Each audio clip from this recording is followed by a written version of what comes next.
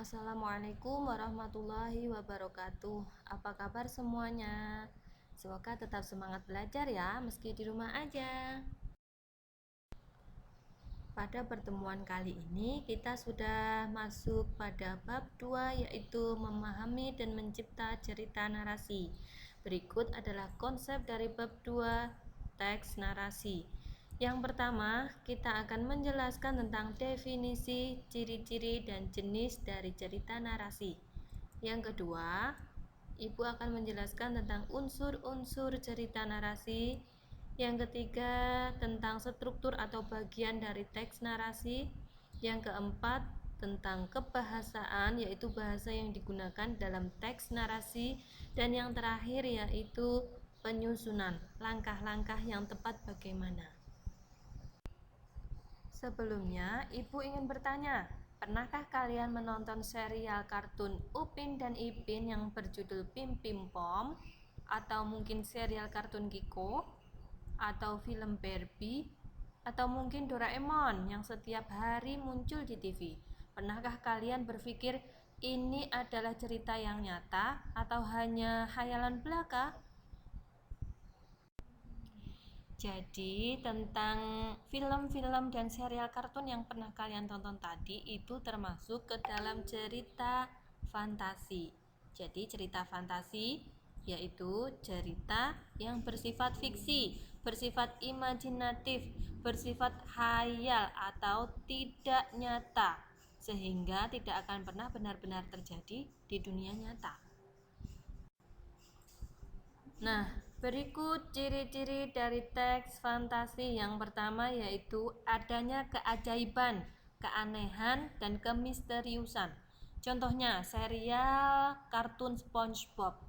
Di dalam cerita itu banyak sekali keanehan-keanehan yang tidak mungkin terjadi di dunia nyata. Misalkan, ceritanya latar tempatnya berada di dasar laut. Ada aktivitas berkendara menggunakan mobil, ada aktivitas memasak menggunakan api, dan lain-lain. Ciri yang kedua adalah ide cerita terbuka. Maksudnya di sini apa? Jadi jika kalian nanti ingin menyusun teks fantasi, ide ceritanya itu tidak dibatasi oleh kehidupan nyata.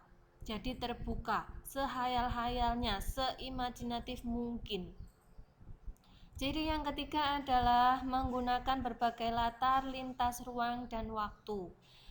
Latar ini memuat latar tempat, waktu, dan suasana. Jadi latar tempatnya itu tidak harus di dunia nyata, boleh menggunakan tempat hasil imajinasi kalian.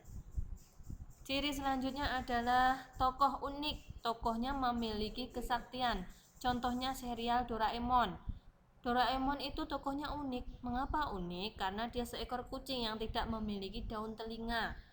Unik juga karena memiliki kesaktian berupa kantong ajaib. Itu contohnya. Ciri yang selanjutnya yaitu bersifat fiksi. Berdasarkan jenis ceritanya fantasi, maka ceritanya bersifat fiksi, yaitu bersifat imajinasi, tidak nyata atau khayal. Dan ciri yang terakhir menggunakan bahasa yang variatif. Jadi bahasanya tidak harus menggunakan bahasa formal, boleh menggunakan bahasa daerah, bahasa sehari-hari boleh. Berikut jenis-jenis cerita fantasi. Jadi jenis-jenis cerita fantasi itu ada dua. Yang pertama berdasarkan kesesuaiannya dalam kehidupan nyata. Dalam kehidupan nyata itu pun nanti dibagi lagi menjadi dua. Yang pertama yaitu fantasi total. Maksudnya apa? Jadi cerita fantasi itu nanti bersifat imajinasi. Semuanya total, baik latar tempat, waktu, suasana, cerita, dan tokohnya semuanya bersifat imajinatif, tidak ada di dunia nyata. Jadi disebut fantasi total. Jenis yang kedua yaitu fantasi sebagian atau irisan. Maksudnya apa? Ini hanya sebagian saja yang bersifat imajinatif. Misalkan tempatnya ada di dunia nyata, namun tokoh dan ceritanya bersifat imajinasi, bersifat khayal. Makanya disebut fantasi sebagian atau irisan.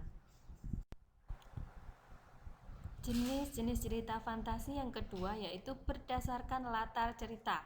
Latar di sini yang dimaksud adalah waktu.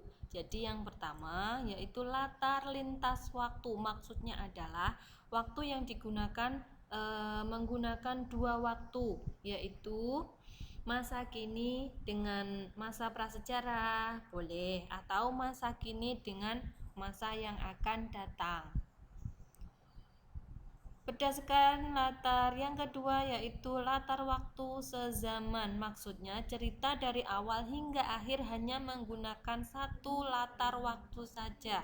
Bisa menggunakan waktu sekarang, bisa menggunakan waktu masa lampau, atau bisa menggunakan latar waktu masa depan atau futuristik. Demikian untuk pertemuan kali ini pada bab 2. Saya akhiri. Wassalamualaikum warahmatullahi wabarakatuh.